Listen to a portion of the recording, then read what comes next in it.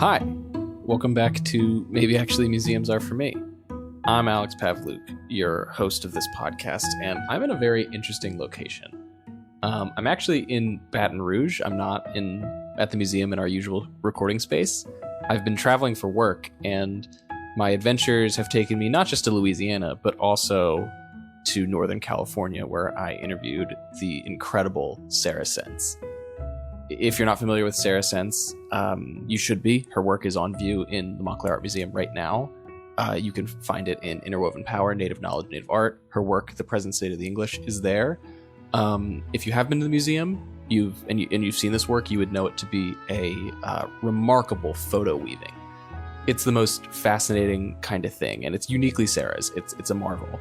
Essentially, she takes these photo inkjet prints, cuts them up into little slivers, and weaves them together. I spent about 5 days in California with Sarah, and we had the most remarkable time. I was there essentially making other content for the museum, but we thought it would be foolish not to sit down and have a more informal kind of conversation for the podcast. I just adore everything that Sarah and I talked about and think that, she is one of the most creative and influential and kind people I've ever gotten to work with, and I am so excited to share our conversation, which uniquely was done in her studio as she was creating her new series. So the episode's going to sound a little different because I'm not using my typical setup. We did it on these lavalier microphones that I'm recording this on. So, without any more pause, I'm so thrilled to welcome Sarah Sense to Maybe Actually Museums Are For Me.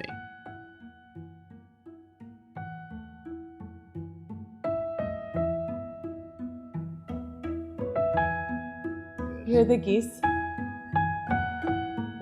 They fly every sunset and sunrise.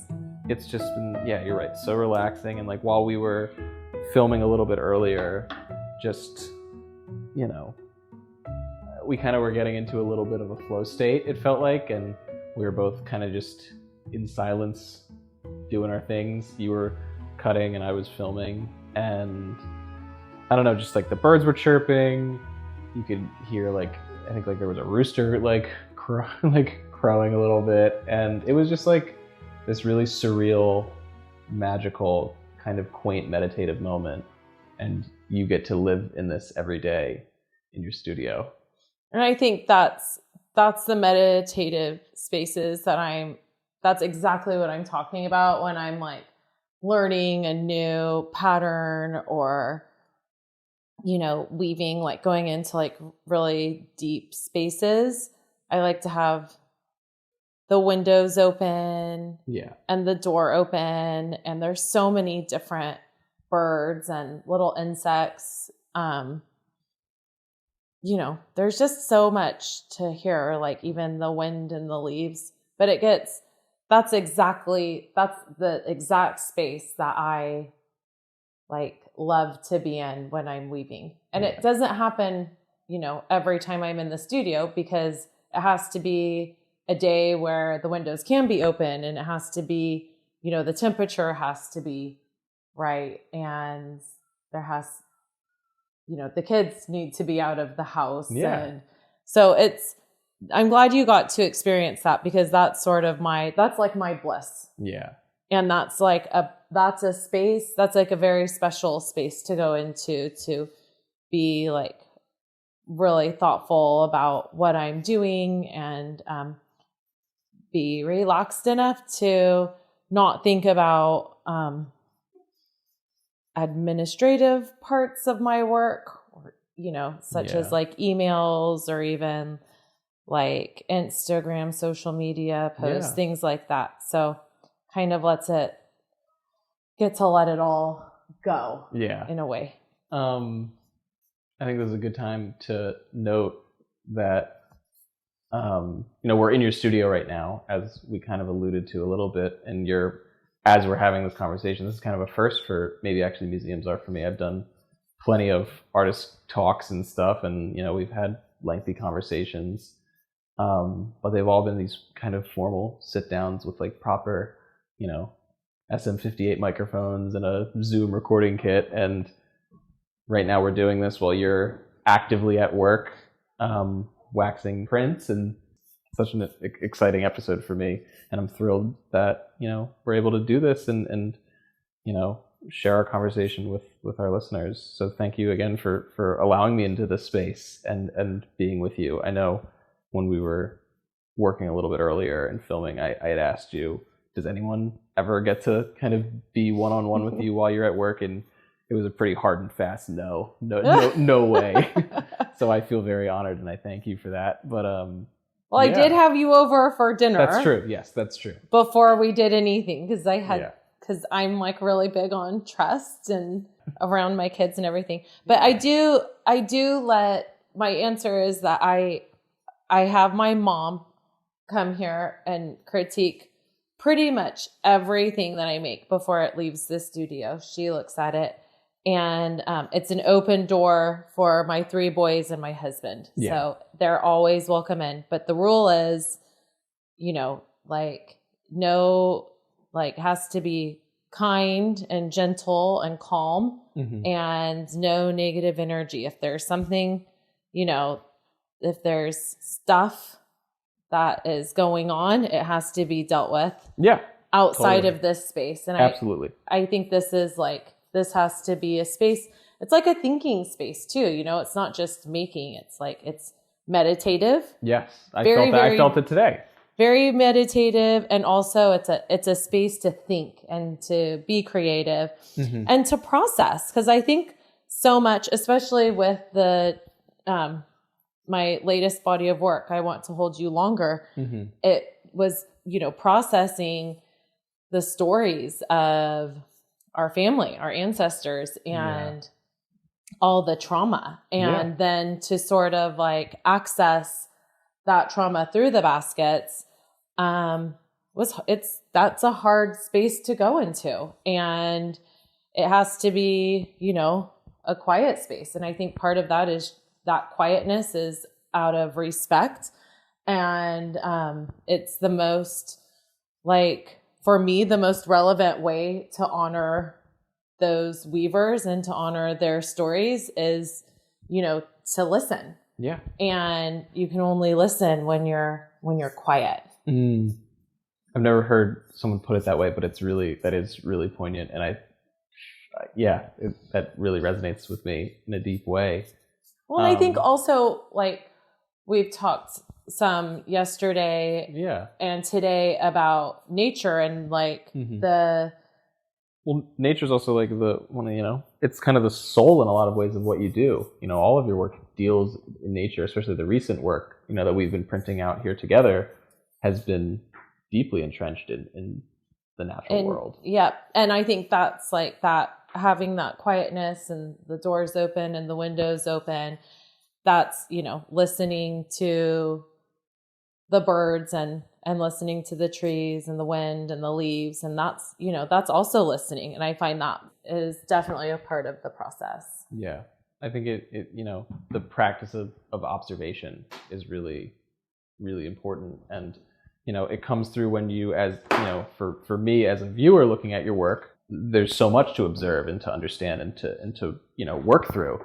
And the time that for you goes into it is quadruple, if not a million times more than that. Cause I just watched you kind of do a little bit of your weaving, and it's analytical. It's tough. I don't know how I don't have the brain to do that in any capacity. It takes a really long time. When we were setting this up, I was like, we could just throw the mics on and do it while you're weaving. You were like, no, I can't count and think and talk. Are you crazy? And I already had a deep, respect previous to formally meeting you, just viewing your work, but now seeing you do it, it kind of compounds that tenfold. Thank you. I want to talk a little bit about that work that I kind of talked about, Present State of the English, which is on view right now at the Montclair Art Museum. Yeah. It's in, our recent landmark exhibition, Interwoven Power, Native Knowledge, Native Art, curated by our, fantastic Native American art curator, Laura Allen, who you're incredibly close with. And, I want you to just walk me through that piece a little bit. It's a fan favorite of a lot of our docents. we did a video with one of our docents, Art, who talked about, the Chitimacha baskets that are displayed next to the piece. He talked about the story a little bit of, the McElhenney family and the Tabasco hot sauce fortune, who, were a big part in keeping, the ancestral homelands of the Chitimacha people, with the Chitimacha. Mm-hmm. Can you just talk to me a little bit about that work? Yeah. I know, because there's so much going on there. I spent at Free First Thursday, before I flew out here, I think I spent 25 minutes just like staring into it. And like, cool. I knew the layers. I knew, that the U.S. Army observation or survey map was in there. I knew obviously there was the image of the mission, the priest preaching to the indigenous people in the image. And then obviously the old Hollywood, gangster movie shotgun pointing towards the way of the priest with Marilyn Monroe. Yep, that's a good recap. That helps me remember everything. Thank you. So, just trying to paint a picture for the audience. Yeah, and for me, thank you. So that piece is from the Power Lines series, and in 2022, Power Lines was exhibited at Bruce Silverstein Gallery in New York. And that exhibition was 20 new works that were all based on images of maps that I photographed at the British Library. I was a visiting fellow of the Eccles Center at the British Library in 2019. And it carried through, because of COVID, it carried through for a long time. I still go there every time I go to England because I'm married to a Brit that I met over there. I go back at least once a year, and I go into the library and I photograph new maps and new documents depending on where my research is. So it's a really relevant institution to my work and my research. The maps that I was researching and working on for Power Lines, which was meant to be an exhibition on a grander scale, actually for the British Library. And because of COVID, everything paused and then kind of stopped. And so I took the same concepts and made the show for Bruce Silverstein, which was a fantastic way to work with imagery and concepts and take a situation that was really upsetting for me and do something, positive with it. So I was still able to make the work, and it was my first show with Bruce, and it was awesome. So it wasn't what I expected to do with the images, with those maps, but it was nonetheless, for me, an absolute thrill. So this particular one that Laura Allen had recommended for the Montclair Art Museum is a map, the main map through all of the work of the series is an Army Corps map of the Mississippi River. And it has very bright colors showing how the river has meandered. I'm not at my desk. I'm working on prints, so I can't. That's the novelty of this episode. Okay, but the name. What's the name of the map? You just said it. It's the Army Corps. It was made in 1940. Yeah, it was a survey of the Chitimacha land, from what I understand. That's one part of it. There's the survey, but then there's this map from the Army Corps from the 1940s. It's at the very bottom of the work, because I remember seeing the. And it's I think it's kind of a famous map for those who are interested in maps of the Mississippi River. I think it's 15 plates, or is it 8 plates? But there are 15 copies. Anyway, there's the number 15 and the number 8. But one of the full copies of the plates, of the prints, I should say, are at the library. So I photographed each of them and then put them in Photoshop and laid them across. I connected the map so that I connected this northern part of the Mississippi River, and then spliced them and wove them through each of the large pieces that were in the Power Line series. Yeah. If that makes sense. No, yeah, it does. Especially after watching you work, it makes a lot of sense. Okay. So then the pastor is a Methodist pastor or preacher. Yeah. And that lithograph, I actually have a copy of the lithograph. I bought it at an auction room in England. So this would have been in 2016. We had just moved back to England from Ireland. We had a baby who was 6 months old, Archie. We had no furniture at all. And you decided to buy a lithograph. Well, my husband, like, we had nothing. And it was like, okay, we can go to IKEA or we can go to auction houses, which I had never done live auction houses before. Yeah. And it's like my favorite hobby now, apart from like mountain sports. Yeah. It is so much fun. And in England, there's so many like Victorian, and in 2016 there was a lot of mid-century pieces, which since has become really popular. Just this incredible stuff. And when there were different like piles of prints, I'd buy them because things were going for, I was getting furniture for like 20 pounds. Yeah. 40 pounds, like kitchen tables and sideboards and dressers. And it was like the most inexpensive way to buy furniture. Yeah. And then these like estates were just selling all of these things. And and I kept going back to get more furniture and more like things, let's say. And this lithograph in this pile of paper was a lithograph of this pastor preaching to a group of Native people. And this is so funny, so random, but a shipper, I think it was like somebody who was shipping something for me, came into the house and he saw the lithograph in my room, like in my little studio at the house. And he explained to me who that Methodist preacher was. And he said, oh, that's the founder of Methodism. And he went to the United States and preached, and, you know, part of the whole like assimilation, colonial construct of Christianity in America. Oh my gosh. And I shared that image with somebody at the British Library, and they were like the same like, oh wow, like that's like it's the most bizarre thing. Yeah. But it's like was so meant to be. And the fact that it found you in England me. Was and it's of all not, places. It's totally tattered. It's not in good shape, but it was in good enough shape for me to photograph and Photoshop and reprint and weave.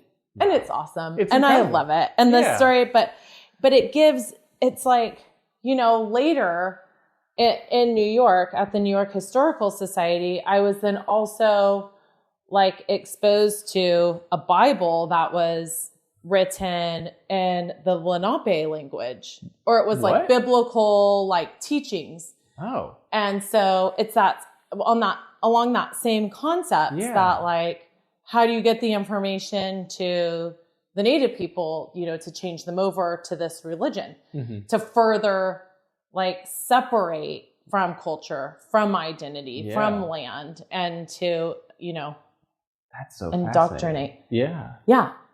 So that's why I'm working with that image. Yeah. Right. And so that's what's in that piece. And the Marilyn Monroe. So in the power lines, I ended up weaving in pictures of the cowgirl and the Indian princess and some Hollywood imagery, because I just wanted to have like one more layer of like the human. In that time, I wanted another layer of like human experience being like directly woven into the maps, and like tying the figure into the land and tying the figure like to the land and to the stories, so that I wanted more than just maps and landscape for this body of work. And so Marilyn Monroe and that actor with the shotgun was something that I had worked with previously in 2008, I think.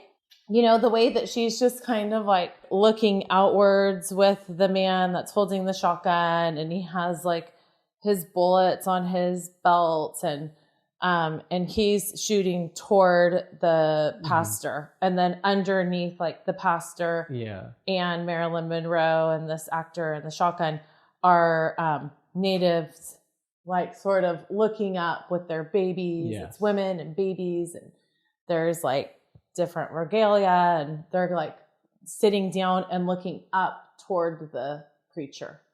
And so there's this sort of like triangle of like religion, and how that has like impacted like Native people from like the onset of colonization in North America, what is now North America, and then the stereotypes that are of, you know, Native people in Hollywood, and then the stereotypes of what like how Native people look, or how they dress, or how they sort of like adored like pilgrims, you know, birth of Thanksgiving, you know, like, so that's sort of like three different things that are going on there with speaking that to each other, with that human like presence in the piece woven into the maps of Mississippi, which is like basically a kind of example of colonizing the Mississippi River, like how far it has meandered from the, you know, late 1800s to 1940. I mean, the colors in there that indicate 4 different like stages of the Mississippi River, it moved a ton, which is natural, right? And to dam it, to levee it, to, you know, constantly change and manipulate the river, the impacts that it had on the land, on the river, on the communities that relied on the river, that lived with the river. Yeah. So I think all of those like elements are there. And it's just, like you said, it's a lot of layers. That's a lot of information, but I think you can look at it for like hours, 10 seconds and be like, oh, okay, I get it. You know, there's something, I think there's some, like there's stuff that's really surfacey, you know? Yeah. And then there's stuff that's more like deeper in the layers. Yeah. I think since we're on, there's 2 directions I feel like I could go with this, and I'm going to pick one. Okay. And I want to get to both, so we'll talk about it, but I think you kind of touched on, you know, obviously the layers to it and the different kind of stories that are woven into it and the imagery, and obviously there's a lot of physicality that comes with that. I've been watching you do it. It's a lot. It's a lot of labor, and that's something I want to touch on. But before we lose the the string a little bit too much, I kind of want to also stay on the topic of your relationship with man. Okay. Do you recall your first time meeting Laura, and also like your first visit to the museum? Yeah, in some ways during COVID, when museums shut down and exhibitions, you know, the calendars closed, and I don't know. I don't want to say I was really negative about it, but I was sort of like, okay, well, I guess this might be the end of my career. I don't know how I'm going to like resurface from this. Yeah. And I was just so grateful to have that show, to work with those maps again, and so grateful to Bruce for introducing my work to museum curators, and for those museum curators to then acquire my work into museums. It's been a dream for me. And, you know, Laura is one of those curators that didn't just acquire my work and talk to me, but she's really, you know, she's really, I feel like she's really been on my, like in my corner. Yeah. To say, and to just be like really encouraging. And, I think artists need that, especially, we talked about like the bliss and the joy of living out in the countryside in California, but there's also like real isolation here. Yeah. And I'm not a part of a community of artists here. I get to be a part of a community when I travel and go to shows, but I don't think I'm the only artist that doesn't live in LA or New York or Santa Fe or Chicago or, all these other like amazing cities. We can't do that right now. And so I'm really grateful for the artists and curators and to my gallery, for keeping communication open and I still feel like I am a part of the art world and a part of these spaces, by traveling, but also just like by being invited to things. And that's Laura. Yeah. She's one of them. So I appreciate that so much. Now I'm assuming that first meeting is what led you to coming and visiting the museum and the baskets that we have at NAMM. Yeah. So you know what? I think it was 2 years ago this month, actually. It was March 2023. Mm-hmm. I'd met Laura. We had the power lines. I was in New York at the New York Historical Society for an exhibition and a panel discussion. And while I was there were some other artists in town, and I knew that some artists were going into the archives at Montclair. And I was like, oh, well, Laura told me there's baskets there. And I was like, well, while I'm here, can I see the baskets? Yeah. And right away she was like, I think it was one of those moments of like, oh my gosh, yes, please come. And I was there the next day. I had no idea that those baskets, and it wasn't just Laura, right? It was Laura and then two other women who work in and with the archive. It would be Osana, our chief registrar, and probably Katie, who helps out and does a range of stuff. I think she's the assistant registrar, art handler. We all have a million hats we wear at the museum. Well, they were all really helpful and kind and generous with their time and their knowledge. And they pulled it together for me so quickly. So I was visiting these nesting baskets plus two others. So 6. So nesting basket is when you have a small basket within a bigger basket, within a bigger basket, a bigger basket, bigger basket. So for context, for the audience, those are what's on. 2 of those are on view at MAMM right now. I think the 2 biggest ones. Yes. So when I saw the baskets, it was very emotional for me. And I think right away, must have been Osana, said, these are 6 of 12 nesting baskets. And these are the smaller ones. So there's 6 bigger ones. And, I've gone into archives and I've seen these Chitimacha baskets that have been collected. I mean, these by like these baskets that live inside of archives. Why are they there? And that was my big question. How did these end up here? And how are they at the George Gustav High Center? And why are they at the Brooklyn Museum and the Worcester, and different universities? And how is it that, like, when I travel, and I travel a lot, that, oftentimes I just say, is there a Chitimacha basket here? Or I just look it up in the catalog. Are there Chitimacha baskets here? And there are so many. And so that experience in March, viewing those 8 Chitimacha baskets, really did spark something inside of me, like that question.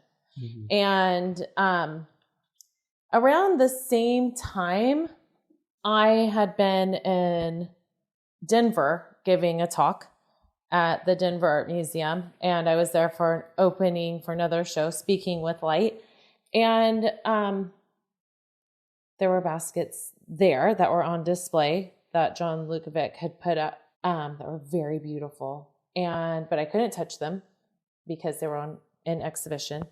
But they weren't behind plexi, which was kind of, different and cool. And then I stayed with my aunt and uncle who have a basket that my grandma gave to them. So my grandma had one. She was a basket collector herself. She didn't weave, but she loved needed baskets. Mm-hmm. And she had one Chitimacha basket that my great Aunt Faye had woven. And the only Chitimacha basket from her collection went to her oldest son, Paul. So I got to sleep next to this basket, and it has the alligator entrail pattern, which for me is the most complicated pattern. And I always knew that this was going to be the most complicated pattern that I would ever weave. And I never tried it because I was like, where do I begin? Because there's so many curves. So I lost my grandma 10 years ago this month. And I don't know, it was emotional for me to be with that basket, but I loved it. I slept in the room next to me. And I had these words in my mind when I was holding the basket.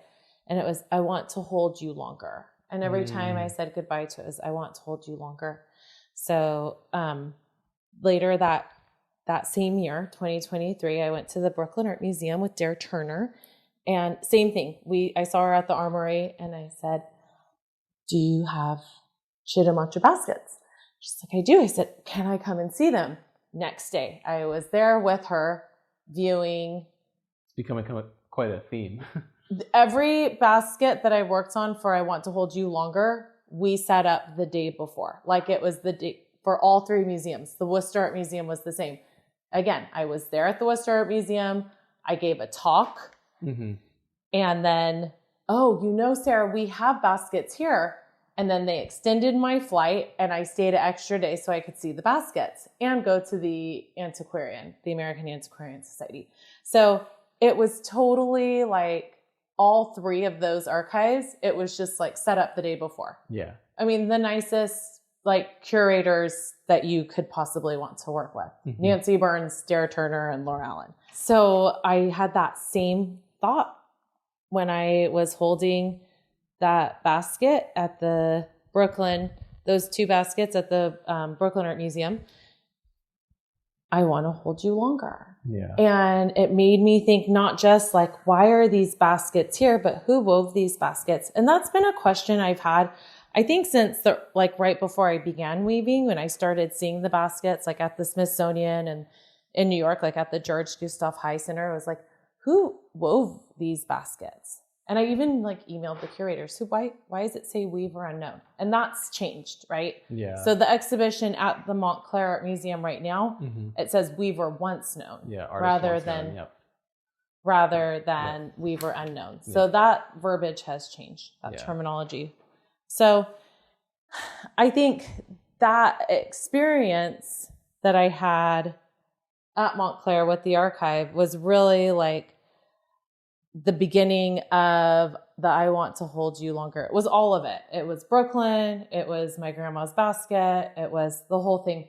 So then June 2024, I'm okay, I've been working on these, baskets, asking the questions. I went to Louisiana, met with Melissa Darden and Kim Walden. Melissa's the chairperson of our Chitimacha tribe. Kim Walden is our culture director. She's been our culture director since forever. Mm-hmm. And so asked the questions. We talked a little bit about the McElhenney family, the heiresses, some letters, some documentation, trying to really get into the history. And then with Melissa, I, wanted to talk to her about the patterns that I was looking to weave. And, cause I didn't know what the patterns were called. I didn't know, the names of the patterns. I just wanted to know more. And Melissa's a traditional weaver, and she's very generous with her knowledge. So we got to talk about it. And then I went on my way, and not all my answers, I didn't have all the answers to all my questions, and that was okay. That was a part of the journey. And then the next month I was at Worcester with Nancy Burns. And then that's when I saw those baskets. And that was like a latecomer. Those 2 baskets at Worcester were a latecomer. Okay. To my work. Yeah. But I knew what the patterns were. Melissa had told me bear's earring and I think bow tie. I had to go back. I'm not at my desk, so it's okay. As we're talking, you're waxing your papers and stuff, and you were cutting a little bit. I want to ask you one final question, and also just thank you so much for chatting with me for this lengthy amount of time while we should be eating dinner with your family. So thank you for spending this time with me. Yeah. But I mentioned a little bit of the physicality of it. And right now you are, going through and waxing these papers, prepping them to move on through your process. I filmed you pretty much all day today, most of yesterday. It's a lot of bending over and stretching and reaching and cutting and thinking and, pondering. There's a lot both mentally and physically demanding of your process. And I was just wondering if, in closing, could you describe what goes into these incredibly complex works? Because, I just know before I came out to visit you and I spent that 20 or 30 minutes standing in front of, your work at MAM, I just couldn't get over the craftsmanship of it. And I couldn't, now watching you do it, I understand it more, but it doesn't mean that I can fully process like the thought behind each, weave and each layer, and this, only you can kind of parse together the history and the story and your own personal connection to it all in one. And I think the ability to do that is a marvel and, truly one of a kind. I don't know anyone else doing what you're doing. Oh, thank you. Well, I think you said it all. I mean, that's it. I kind of always answer that question of people want to know, how long does that take? And it's like, well, how nice is the weather? Are the birds chirping? Can you open the windows? That's a big factor, I think. But it starts with the photography. So it's, traveling to the location where I'm doing the photo shoot, taking the photos, Photoshop, printing, taping, cutting, waxing. Hoping Adobe doesn't crash on you. Which it always does. Yes, it always does.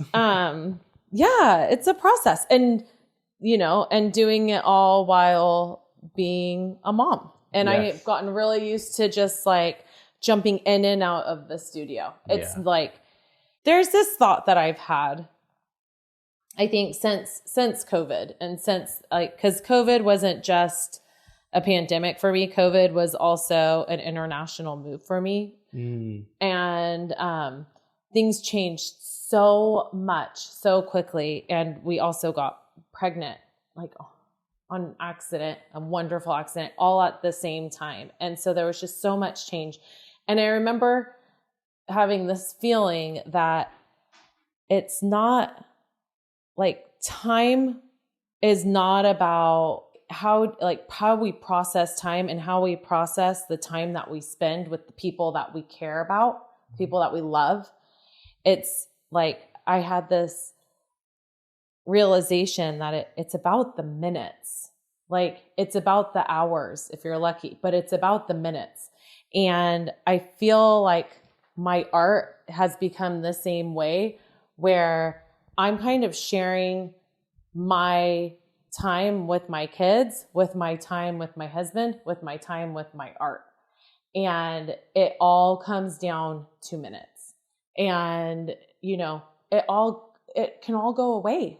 And I think it can all go away or it can all change instantly. And I am trying to raise 3 boys that understand that. And that's really tough to be a good parent. That's the hardest job. It's really, tough to be like, to have a wonderful family. Like, it takes time and effort, and it's, about making healthy meals and exercising with your kids. And, there's so much that goes into it, and the planning and inclusiveness for me, like including them in my art, including them with my travel, which a lot of museums don't like. And sometimes they're okay with it, which is awesome. But those are the minutes. Like, I don't know, I can't say exactly what my kids are going to remember from their childhood, but I think that they're going to remember that their mom always worked, but their mom always included them in that process. And that's it. Like, so for me, like, my time with my art is continuous. It's literally woven through my life and my kids' lives. And I wish that everybody that I work with could hear me say that, because I sometimes forget to respond to emails, and I forget deadlines, and I forget to do things only because my priority is making and those kids. Absolutely. Is that a good answer? It's a fantastic answer. Well, Sarah, that's it. Thank you so much for joining me on this episode of Maybe Actually Museums Are For Me. You're incredible, and your work's fantastic, and this has been one of the most incredible experiences of my life, getting to visit you. It's been such a joy. Stop it. You're just excited because you're about to eat my roast chicken. I've been fed by you and your family numerous times, and I'm incredibly thankful for all of it. Sarah, thanks for having me. Thank you so much for being here.